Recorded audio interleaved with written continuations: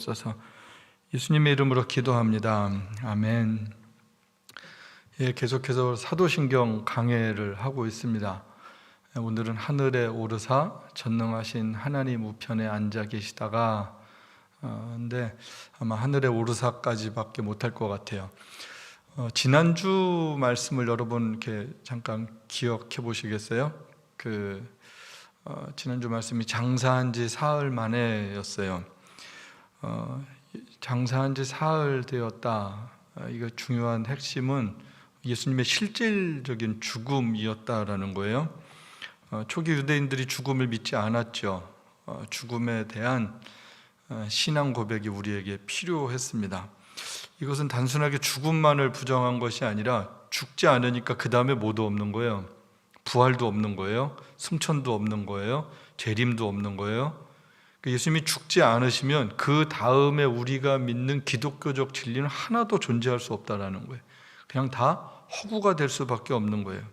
그래서 이 사람들이 이단들이 나왔죠. 예수님 기절했다. 제자들이 예수님 시신을 가지고 도적질했다.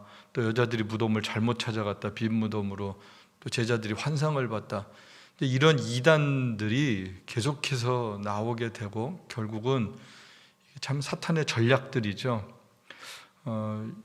제가 어저께 무슨 다큐멘터리를 하나 봤는데 가짜 뉴스가 진짜 뉴스보다 무지무지하게 많은 숫자로 전파도 되고 빠르대요.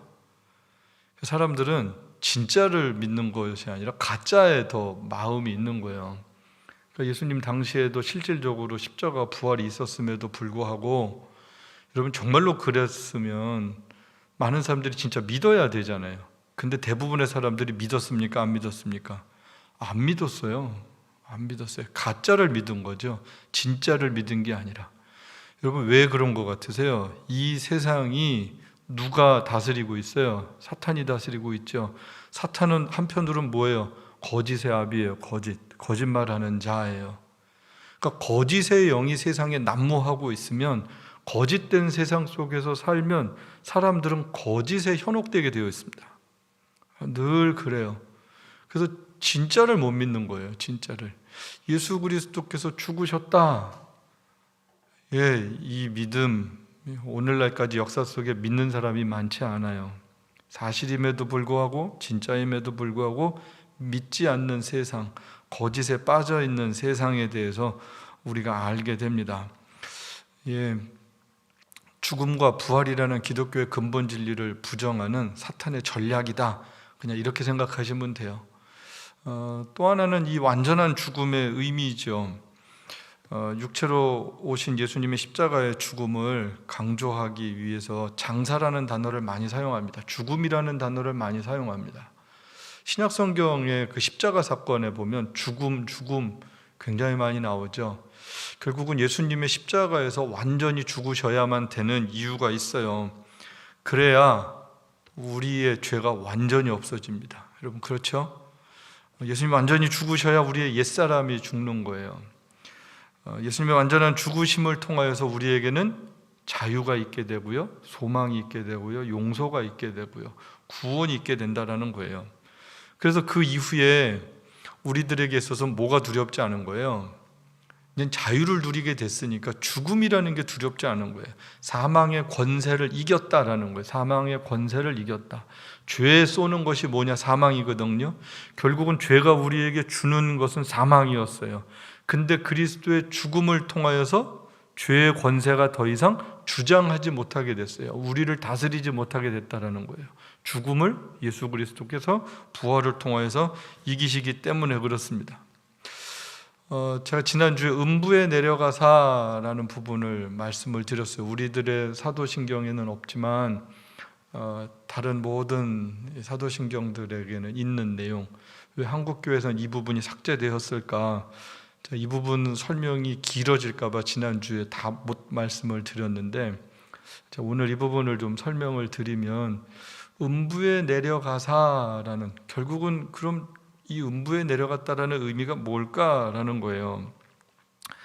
왜 한국교회에서는 이 부분을 삭제했을까? 많은 사람들이 이 부분에 대해서 해석을 두려워할까? 어떻게 보면 해석의 오류를 미연에 방지하지 않았나, 사람들이 함부로 해석하고 잘못된 해석을 할까봐 이 부분을 한국교회가 삭제하지 않았나. 특별히 공동번역 성경을 만들면서 카톨릭과 개신교가 함께 성경을 만들면서 캐톨릭이 이 부분에 대해서 잘못 해석하고 있는 부분들이 있거든요. 그래서 더 그러지 않았을까라는 생각도 해보게 됩니다. 그럼 어떤 성경 해석에 문제가 생겼을까? 음부에 내려가사라는 예수님의 실제적인 죽음이었는데, 지금 저는 지난주에 설명해드렸던 거고, 어떤 해석에 문제가 되냐면 베드로전서 3장 18절에서 22절에 있는 말씀이에요. 어떻게 보면 많은 분들이 성경 해석에 어렵다, 난제다 이렇게 이야기하는 부분 가운데 하나일 수 있는데 그렇지 않아요. 베드로전서 3장 18절에서 22절 말씀 보면 이 말씀이거든요. 그리스도께서 단번에 죄를 위하여 죽으사 의인으로서는 불의한 자를 대신하셨으니 이는 우리를 하나님 앞으로 인도하려 하심이라. 육체로는 죽임을 당하시고 영으로는 살리심을 받으셨으니 그가 또한 영으로 가서 옥에 있는 영들에게 선포하시니라. 그들은 전에 노아의 날 방주를 준비할 동안 하나님이 오래 참고 기다리실 때에 복종하지 아니하던 자들이라. 방주에서 물로 말미암아 구원을 얻은 자가 몇 명뿐이니 겨우 8이라. 여기 보면 중요한 부분이 영으로 가서 옥에 있는 영들에게 선포하시니라, 이 부분을 잘못 오해를 한 거예요.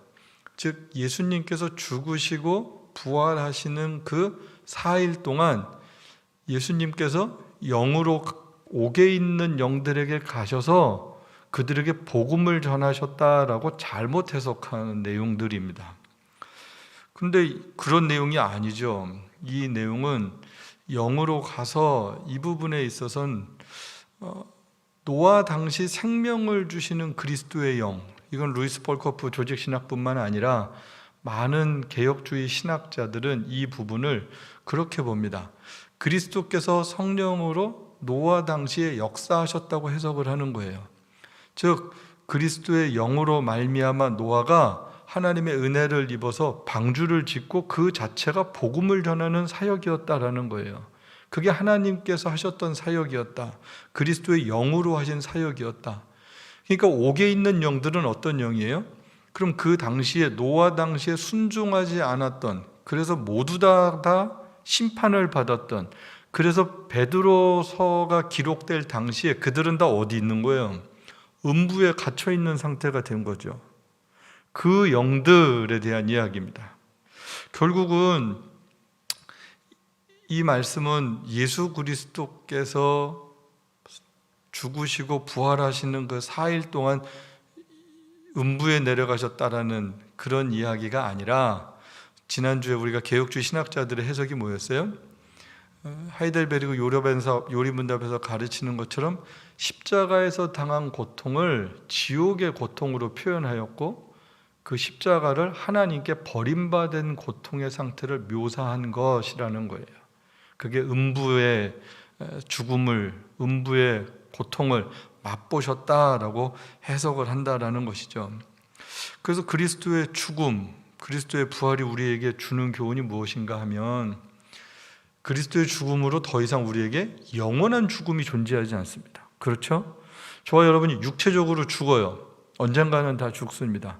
그러나 그 죽음이 영원한 죽음이 아니라 그 죽음을 통하여서 우리는 하나님 나라에 가게 되는 하나의 관문과 같은 영원한 생명을 얻는 그런 통로가 된다라는 거죠. 그래서 죽음을 두려워하지 않게 됐다라는 거예요. 그리스도의 부활은 그 부활을 믿는 자에게 주시는 약속이며 보증이죠. 첫 열매, 성경은 그렇게 얘기해요. 예수님만 부활하셨다 이렇게 말씀하시지 않아요? 예수님이 부활의 첫 열매다라는 거예요. 그럼 첫 번째 열매라면 두 번째 열매, 세 번째 열매, 계속해서 열매가 있다라는 거예요. 그 주님의 부활을 믿는 사람들은 주님과 마찬가지로 부활하게 될 것이다 라는 것을 가르쳐 주고 있습니다.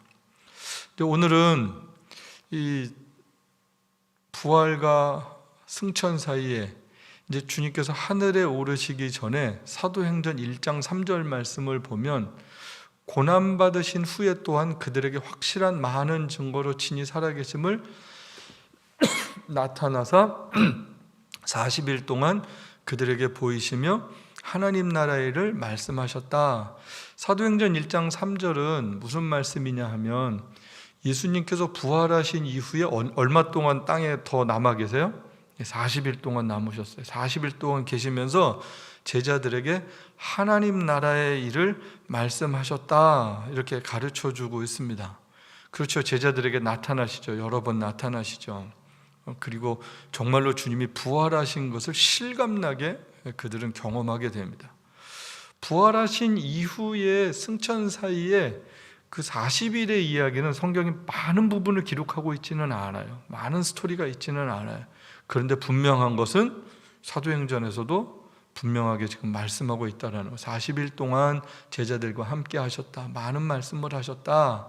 그리고 나서 오늘 이어지는 사도행전 본문에 보면 그 주님이 승천하시는 장면을 아주 세세하게 우리들에게 보여주고 있습니다.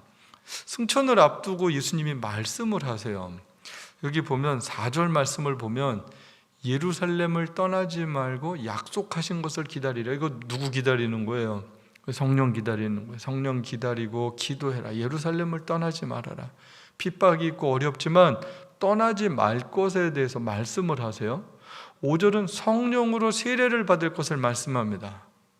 요한은 물로 세례를 줬지만 하나님의 성령의 세례를 받을 것이다. 놀라운 이야기예요. 제자들이 아직 이게 뭔지를 몰라요. 그런데 약속을 주시는 거예요. 여러분, 성경은요, 주님은요, 약속을 주시고 믿고 기다리는 자들에게 그 약속이 이루어지는 것을 경험하게 하십니다.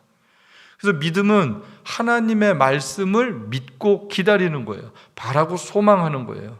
그러면 그 믿음이 이루어지는 거예요. 내가 원하는 것을 믿는 게 믿음이 아니라 예수님이 하신 약속의 말씀을 믿는 게 믿음입니다. 우리는 내가 열심을 내는 게 믿음이라고 착각하기 쉬워요. 그런데 믿음은 그런 게 아니라 주님의 말씀을 믿는 거예요. 그게 믿음이에요. 그걸 기다리는 게 믿음입니다. 성령으로 받을 것이다.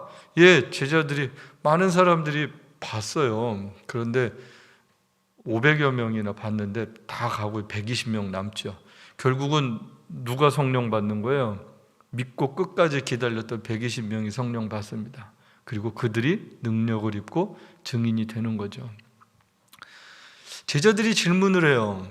지금 예수님은 이제 떠나지 말고 성령 받고 나는 이제 갈 건데, 이제 이런 분위기인데 제자들은 지금 엉뚱한 얘기를 해요. 이스라엘 나라의 회복이 언제입니까? 지금 무슨 얘기하고 싶은 거예요? 예수님 부활하셨는데 우리가 언제 예루살렘을 접수합니까? 이거예요. 언제 로마로부터 우리가 해방됩니까? 언제 독립합니까? 결국은 예수님이 왕으로 언제 등극하십니까? 예수님이 왕으로 등극하시면 우리는 뭐가 되는 거예요? 출세하는 거예요? 성공하는 거예요. 그러니까 이 말씀을 가만히 이렇게 보면 참 제자들이 십자가도 경험하고 기적도 경험하고 말씀도 듣고 부활도 경험했는데 참 사람이 생각이 바뀌어지지 잘 않는 거예요. 평상시 꿈꾸던 게 그냥 잘 안 바뀌어요. 제자들이 뭘 꿈꾸고 살았는지를 알게 돼요. 아직 하나님 나라에 대한 이해가 없는 거예요. 그러니까 성령의 능력을 받지 않으면 이게 참 구원은 받았어도 하나님 나라의 꿈을 꾸고 살 수 없구나. 하나님 나라의 하나님 나라의 그 백성으로 살기가 쉽지 않구나라는 것을 이런 말씀을 보면 알게 돼요. 이 사람들은 십자가로 무너졌던 꿈, 십자가 때문에 다 도망갔잖아요. 그런데 부활하셔서 이제 뭔가 될 것 같은 이제 그런 꿈에 막 또다시 부풀어 있는, 참 어떻게 보면 안타까운 모습들이죠. 근데 이때 예수님께서 참 어떻게 보면 동문서답 같은 말씀을 하세요. 답이 뭐예요? 하나님의 시간은 하나님만 아셔. 너희가 신경 쓰지 마. 이스라엘의 나라의 회복을 물어보는데 그게 언제입니까? 근데 하나님의 시간에 대해서 이야기를 해요. 하나님의 시간. 제자들의 시간이 있고 하나님의 시간이 있었어요. 제자들의 나라가 있고 하나님의 나라가 있었어요. 우리의 꿈이 있고요, 하나님의 꿈이 있습니다. 우리가 원하는 시간이 있고요, 하나님이 원하시고 계획하신 시간이 있습니다. 하나님이 내 시간 안으로 들어오셨으면 참 좋겠어요. 하나님이 내 꿈을 이루어주셨으면 참 좋겠어요. 이거 기독교 아니고요, 그거는 무당들이 하는 거예요. 기독교는 우리의 꿈 다 포기하고 하나님의 꿈에 우리의 꿈이 항복되어지는 겁니다. 하나님의 시간에 내 시간이 포기되어지는 거고요, 하나님의 계획 속에 내 계획은 전부 다 포기되어지는 게, 그게 하나님의 백성으로 살아가는 하나님 나라를 이루는 삶의 모습이다라는 거예요. 우리는 우리 계획이 너무 아주 잘 세워져 있어요. 우리 꿈이 있어요. 우리가 바라는 소망이 있어요. 그리고 그대로 안 되면 많이 힘들어해요. 근데 어떠세요, 여러분? 2020년 어떠세요? 우리가 꿈꿨던 세상 아니고요, 우리가 한 번도 생각해 보지 못했던 일이고요, 우리가 전혀 예측도 해보지 못했던, 정말 조금도 오늘 같은 날이 2020년 오늘 9월 며칠이에요? 9월 15일, 16일, 이 한 주간을 우리는 한 번도 상상을 해본 적이 없어요. 어떤 계획을 해본 적도 없고 예측도 못 해봤어요. 예, 그런데 우리는 지금 경험하고 있어요. 이럴 때 우리 무슨 생각하는 거예요? 우리의 생각이나 계획이나 우리의 꿈이 참 그렇게 보잘것없구나, 금방 알게 됩니다. 여러분, 그래서 지금이라도 우리의 꿈을 포기하는 게 지혜로운 방법입니다. 내 계획을 내려놓는 게 현명한 거고요, 그게 믿음이다라는 거예요. 언제든지 하나님의 시간에 우리의 시간들이 잘 순종되어질 수 있게 되길 축복합니다. 하나님의 목적에 내 목적은 언제든지 예속되어지는 거죠. 그래서 내 계획 따라 살지 말고 하나님의 시간 따라 살겠습니다, 이렇게 기도하는 거예요. 아까 우리 찬송했어요. 내일 일은 남 몰라요, 하루하루 살아요. 그냥 될 대로 되라, 어떻게 되겠지, 이런 찬송이 아니잖아요. 정말 하나님, 내 능력이 한계 밖인 것 같습니다, 이 고백을 하는 거잖아요. 하나님 뜻 안에 내가 살겠습니다. 하나님의 선하신 인도함 가운데 내 삶이 있습니다. 이 고백을 하는 찬송이에요. 하나님만이 아신다. 하나님의 시간 속에 내가 있습니다. 예, 예수님께서 이 답을 2000년 전 제자들에게 주셨어요. 승천하시기 전에 주신 말씀인데 오늘 우리들에게도 동일하게 주시는 귀한 말씀이다라고 생각을 합니다. 그리고 예수님이 말씀하세요. 약속을 주세요. 너희들이 성령의 능력으로 살게 될 것이다. 성령이 임하시면 너희가 능력을 입게 될 것이야. 너희가 권능을 얻게 될 거야. 그리고 너희가 온 세상에 내 증인이 될 거야. 예수님의 약속은 하나님 나라에 있었어요. 성령으로 덧입힌 바 되면, 성령의 능력을 입게 되면 온 세상에 예수님의 증인으로 산다라는 거예요. 즉 세상이 어떻든지 그게 중요한 게 아니라 내가 어떤 사람이 되느냐가 중요했습니다. 제자들은 지금 어떻게 이스라엘의 역사가 될까, 예루살렘은 언제 회복이 될까, 이런 거에 관심이 많았는데 예수님은 그런 세상이 아니라 너희에게 관심이 있었어요. 제자들에게 관심이 있으셨어요. 너희가 어떤 사람이 되어야 하는 줄 알아? 이 이야기예요. 너희가 성령의 능력을 덧입힌 바 되기만 하면 이 세상과는 상관도 없고 이 세상이 감당치 못할 능력의 사람이 되는 거야. 나의 증인으로 살아가는 거야. 즉 예수님은 어떤 사람이 될 것에 대한 약속의 말씀을 주셨다라는 거예요. 그렇습니다. 예수님은 오늘도 어떤 거에 관심이 많으시는 거예요? 이 세상이 아니라 우리가 어떤 사람이 되어서 이 세상을 하나님 나라가 되게 하느냐. 예, 예수님의 관심은 거기에 있습니다. 그래서 결국은 그 키워드가 누구예요? 저와 여러분이죠. 그리고 우리가 성령의 능력을 덧입힌 바 될 때 예수님께서 우리를 남겨두시고 가시지만 그 사역을 계속해서 감당할 수 있게 된다는 거예요. 그래서 승천을 앞둔 예수님이 이 말씀을 하시고 이제 하늘에 오르세요. 하늘에 어떻게 오르세요? 여기 9절 말씀을 같이 한번 보실까요? 이 말씀을 마치시고 그들이 보는데 올려져 가시니 구름이 그를 가리어 보이지 않게 하더라. 말씀을 마치시고 그들이 보는 데서, 제자들이 보는 데서 올려져 가셨어요. 그리고 구름이 예수님을 가리어서 보이지 않게 됐습니다. 그럴 때 또 천사의 소리가 있어요. 천사들이 늘 소중할 때 나타나죠. 예, 중요할 때 늘 나타나요. 이때도 제자들에게 알려주는 거예요. 같이 한번 봅니다. 올라가실 때 제자들이 자세히 하늘을 쳐다보고 있는데 흰옷 입은 두 사람이 그들 곁에 서서 이르되 갈릴리 사람들아 어찌하여 서서 하늘을 쳐다보느냐. 너희 가운데서 하늘로 올려지신 이 예수는 하늘로 가심을 본 그대로 오시리라 하였느니라. 예, 이게 얼마나 기가 막힌 일이에요. 여러분 한번 상상을 해보세요. 여러분이 이 자리에 있다고 한번 생각을 해보세요. 예수님이 말씀하시다가 갑자기 붕 떠서 하늘로 올라가시는 거예요. 그리고 구름이 예수님을 가렸어요. 그러니까 이 제자들이 지금 여기 보니까 자세히 하늘을 쳐다보는 거예요. 예수님 어디 가셨지? 지금 막 찾지 않겠어요? 막 자세히 보는데 계세요? 안 계세요? 안 계세요. 이 부활하신 예수님 막 무덤가에 여자들이 가서 막 찾는데 없잖아요. 그때도 천사들이 뭐라 그래요? 아니 부활하신다 그랬는데 왜 여기 와서 찾아? 그러잖아요. 지금 예수님이 승천하세요? 봐도 안 보여. 이제 어떻게 보면 천사들이 그렇게 얘기를 하는 거예요. 그 대신 분명한 얘기를 해요. 너희들이 본 그대로 예수님 어떻게 하신다? 다시 오신다라는 거예요. 여러분 제자들은요 지금 예수님에 대해서 네 가지를 경험합니다. 인간으로 오신 예수님을 경험했고요. 또한 어떤 예수님 경험했어요? 십자가에 죽으신 예수님 경험했습니다. 부활하신 예수님 경험했습니다. 그리고 지금 승천하신 예수님을 경험하는 거예요. 이제 한 가지 약속을 더 주세요. 뭐예요? 다시 오신다라는 거예요. 너희들이 본 그대로 구름 타고 오신다라고 지금 성경이 말씀을 하고 있습니다. 예, 여러분 이 말씀 믿으세요?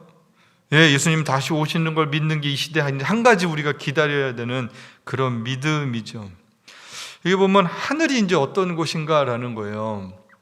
유대인들이 생각할 때 하늘이 있었어요. 이 하늘은 우리가 보는 별들이 있는 이 대기 있고 지구의 하늘이 있고요. 지구 밖에 우주가 있잖아요.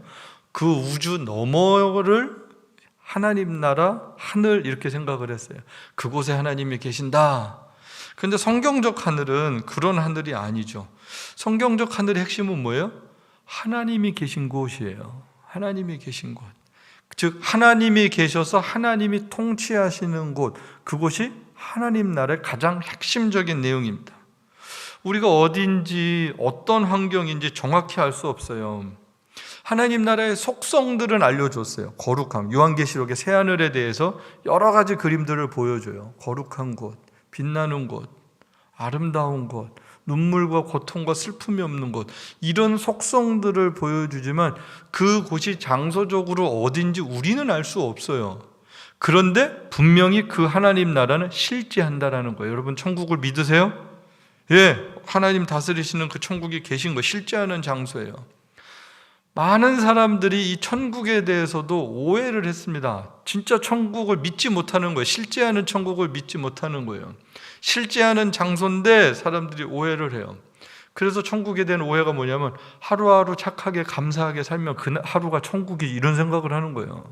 오늘 행복하게 살면 천국인 거예요. 이것은요 천국의 기쁨을 누리는 삶의 현장이지 실제하는 천국은 아닙니다. 그렇죠? 복음성가가 그 전에 그런 게 있었어요. 가끔 설교할 때 이렇게 나누는 내용인데 어떤 나쁜 사람이에요. 저 하늘 너머에 천국이 없어도 좋아요. 주님 계신 하루하루 그게 천국이죠. 이렇게 얘기를 한 거예요.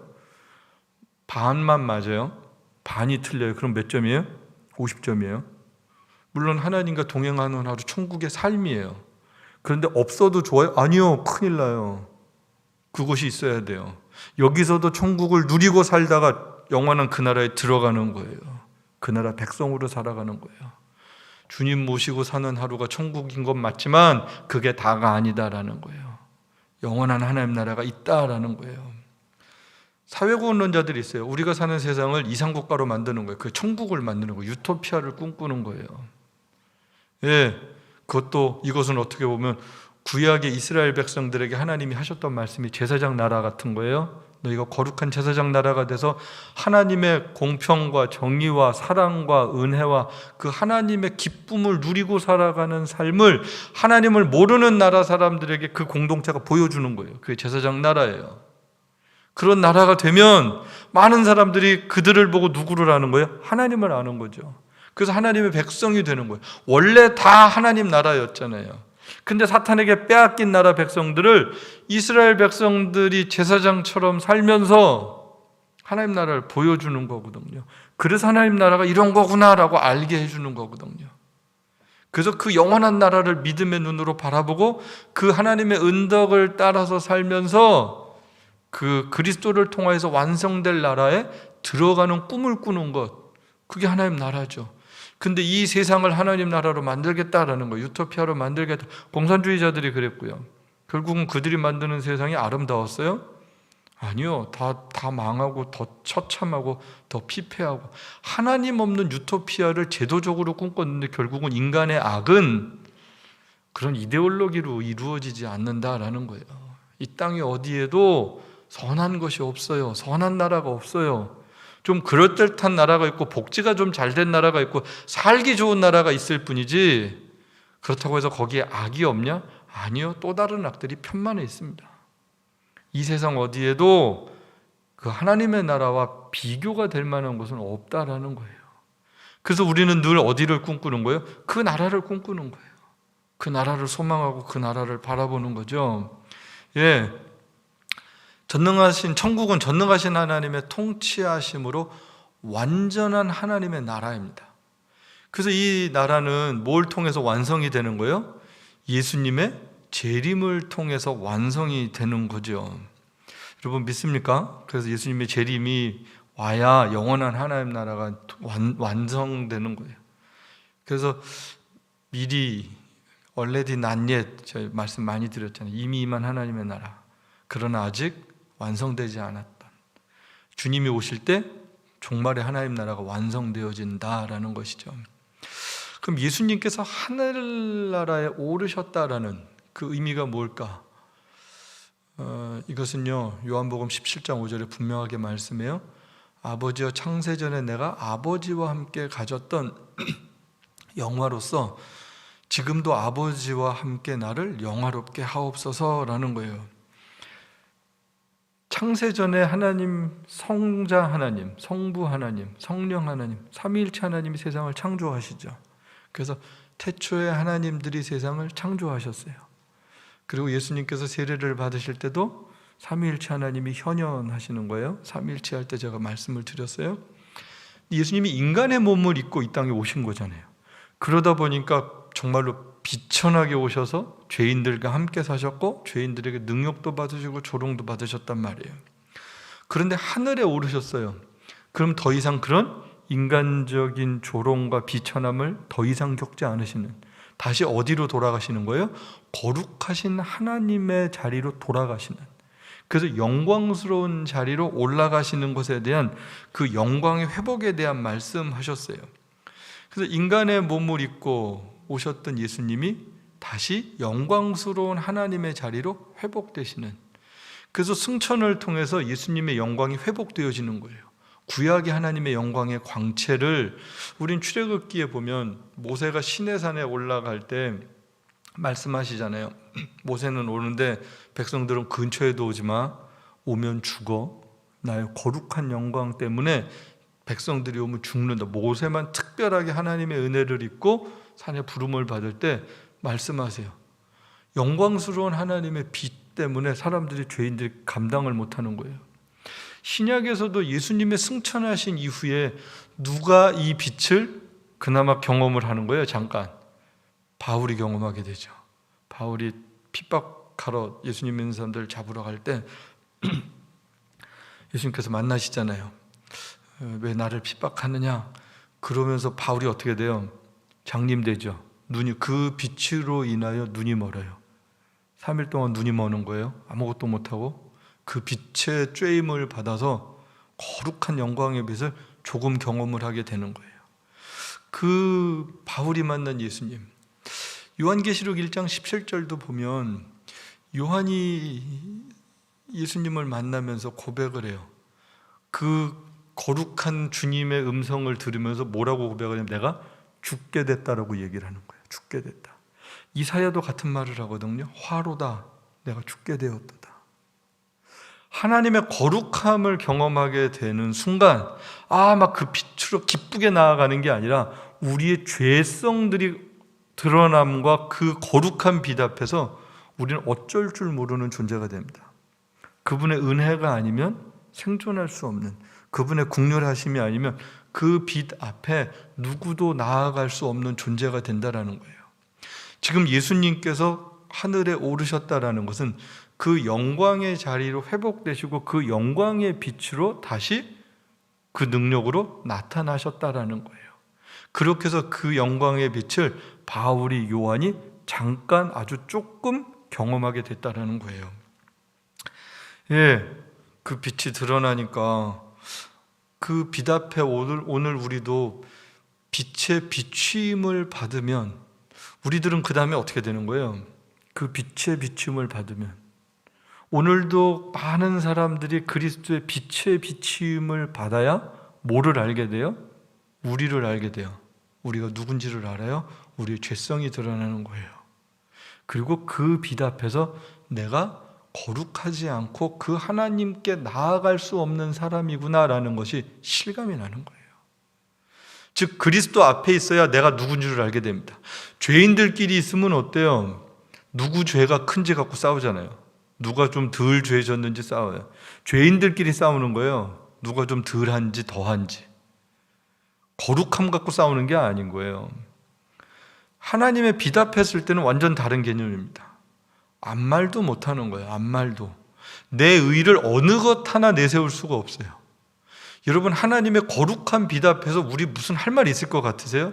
제가 옛날에 뭐 했고요, 옛날에 뭐 헌금을 얼마나 많이 했고요, 뭐 선교를 다녔고요, 전도를 얼마 많이 했고, 봉사를 얼마 했고요. 여러분, 그런 말 할 수 있을 것 같으세요? 그 빛 앞에 서면 한번 상상을 해보세요. 그 그리스도의 영광의 빛 앞에 내가 선다 한번 생각을 해보세요.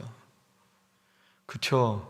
하나님, 나 죽을 수밖에 없는 죄인입니다. 이 고백을 그 말도 못하는 거죠. 그 말도. 그 빛의 비추임을 받는 은혜들을 우리가 그리스도 안에서 경험하게 됐습니다. 그 빛이 아니면 우리 알 수 없어요. 그 빛 앞에 두 번째는 나아가고 싶은 마음이 생겨졌어요. 나도 저 빛 안으로 들어가고 싶은 마음이 생기는 거예요. 그 거룩함 속에 포함되고 싶은 거예요. 바로 주님의 높임 받으신 사건, 하늘에 오르심 사건은 바로 그런 사건이었습니다. 그 주님이 계속해서 우리에게 은혜의 빛을 비춰주시고 우리의 예배와 영광을 받기를 원하시는 거예요. 그래서 예수님의 승천, 높으신 사건이죠. 높임을 받으신 사건이 빌립보서 2장 10절에서 11절은 하나님이 그를 지극히 높여 모든 이름 위에 뛰어난 이름을 주사 하늘에 있는 자들과 땅에 있는 자들과 땅 아래에 있는 자들로 모든 무릎을 예수의 이름에 꿇게 하시고, 그렇죠. 예수님의 거룩한 빛 앞에 서서 이제는 그 주님 앞에 무릎을 꿇는 거죠. 이 거룩하신 주님이 나를 위해서 이 땅에 오셨구나라는 걸 알게 되는 거예요. 이 거룩하신 주님이 나를 위해서 죽으셨구나라는 걸 알게 되는 거예요. 그러니까 어떻게 돼요? 무릎 꿇을 수밖에 없죠. 그래서요, 여러분, 누구든지 예수 이름에 무릎을 꿇지 않고는 하나님 나라 들어갈 수 없습니다. 어느 누구도 예수 그리스도 이름 앞에 나의 죄인됨을 고백하지 않고는 그 거룩함 가운데 그 거룩함의 은혜를 덧입을 수 없게 된다라는 거죠. 그래서 여러분, 예수가 나의 왕이심을 고백하는 사람, 이것이 바로 승천하신 예수님을 정말로 높이는 사건이에요. 예수가 우리의 왕이십니다. 이 이야기는 나를 위해서 이 땅에 오셨던 주님이 지금 하늘에 오르셔서 하나님 우편에 계십니다. 이 고백을 하는 거거든요. 그렇죠? 그 거룩하신 하나님. 우리는 어떨 때는 예수님을 너무 편하게 생각할 때가 많아요. 너무 쉽게 생각할 때가 많아요. 그런데 물론 그 주님은 우리와 가까이 계시고 우리를 위하여 친히 간구하시고 정말로 우리를 한없이 사랑하고 용서하시지만 그것은 그분이 우리에게 베푸시는 은총이고요. 우리가 그분을 대할 때는 지극히 높음을 받으실 하나님의 아들 예수 그리스도로 고백해야 합니다. 그 표현도 그렇고요. 그래서 표현이나 언어나 태도가 다 그분이 받으실 만한 합당한 영광이 되어야 하는 거예요. 많은 사람들이 그냥 내가 이렇게 표현을 해도 된다고 생각할 때가 참 많아요. 근데 저는 그렇게 생각하지 않아요. 하늘에 오신 예수님께 무릎 꿇지 않고는 하나님께 나아갈 수 없어요. 십자가 용서 앞에 무릎 꿇는 거고요, 예수가 나의 왕이심을 고백하고 무릎 꿇는 거예요. 예수님을 왕으로 고백하는 사람만이 마지막에 하나님의 영광을 경험하게 될 것입니다. 그렇죠? 그분을 왕으로 모시는 사람만이 이 다음에 하나님의 영광에 참여하게 됩니다. 그 나라를 맛보게 됩니다. 그 나라를 누리게 됩니다. 그래서 그 예수님을 정말로 높이고 그 예수님을 사랑하고, 그래서 그 예수님을 예배하는 것으로 그분을 높이는 걸로 나타나는 거예요. 그럼 뭘로 우리가 하늘에 오르신 예수님을 높일까? 뭘로 높이는 거예요? 예배예요, 예배. 그분을 정말로 높이면서 예배하는 거예요. 그분의 구원을 찬양하는 거고요, 그분의 영광스러움에 합당한 예배를 드리는 거예요. 우리가 좋은 게 예배가 아니에요. 내가 막 기쁘게 찬양했다고 그게 다 찬양이 아니란 말이에요. 그거보다 더 깊은 의미가 있어야 돼요. 요즘 젊은이들이 막 열심히 막 찬양하고 좋아하고 오늘 예배가 어땠어? 그럼 좋았다 그래요. 하나님이 좋으셔야 되는 거잖아요. 내가 좋은 게 좋은 게 아니에요. 내가 좋아하는 찬양이 열심히 불렀다고 하나님이 다 받으셨다고 착각하면 안 돼요. 진짜로 하나님을 생각하고 그분을 의식하고 그분을 높이면서 하는 연주고 찬양이고 삶이고 우리의 봉사도 그분을 정말로 예배하는 것이 되어야 합니다. 그래서 그분을 예배하는 것이 되고 그분을 높이는 봉사가 되고 찬양이 되고 모든 사역이 되면, 그 사역을 하다가 시험을 받는다든지 무슨 상처를 받는다든지 그런 얘기 뭐 하다가 싸운다든지 그럴 수가 없어요. 왜요? 그분만 받으시니까, 또 그분만 높임을 받아야 되니까. 사람들이 그걸 자꾸 가로채려고도 해요. 절대로 그러면 안 되는 거예요.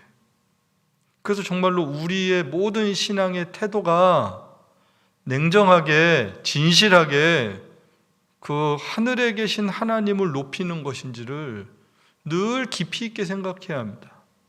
그리고 혹 행여나 그런 마음이 이렇게 상실되었다든지 요즘에 그런 마음이 없이 그냥 막 봉사를 한다든지 그랬다면 바로 그 자리에서 무릎 꿇고 다시 회개해야 되는 거죠.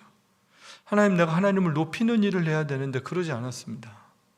내가 높아지려고 했습니다. 하나님의 생각대로 해야 되는데 내 생각이 맞는 것으로 착각했습니다. 여러분, 그래서 그 하나님의 거룩한 빛의 비추임을 지속적으로 받아야 합니다. 지속적으로. 그래야 그 빛 가운데 거하며 그분을 정말로 높일 수가 있어요. 진정한 예배자가 될 수 있어요. 요즘에 우리가 온라인으로 예배를 드리잖아요. 모르겠어요, 여러분들이 어떠한 태도로 예배를 드리는지. 예배당에 와서 예배를 드릴 때 제가 이렇게 그래도 볼 수가 있는데, 여러분들이 예배를 드릴 때 어떤 마음인지, 그 마음이 어떤 태도로 나타나는지 저는 확인할 길이 없죠. 그런데요, 하나님이 아시고 여러분이 압니다. 내가 지금 하늘에 계신 그 예수님을 내가 예배하고 있는지, 그 주님을 정말로 섬기고 있는지 여러분 다시 한번 생각하고 정말로 하늘에 계신 그 예수님, 그 예수님을 높이고 예배하는 그런 예배자가 되시길, 그런 참 하나님의 백성이 되시길 주님의 이름으로 축복합니다. 우리 한번 같이 기도하겠습니다. 시간 같이 한번 기도할 때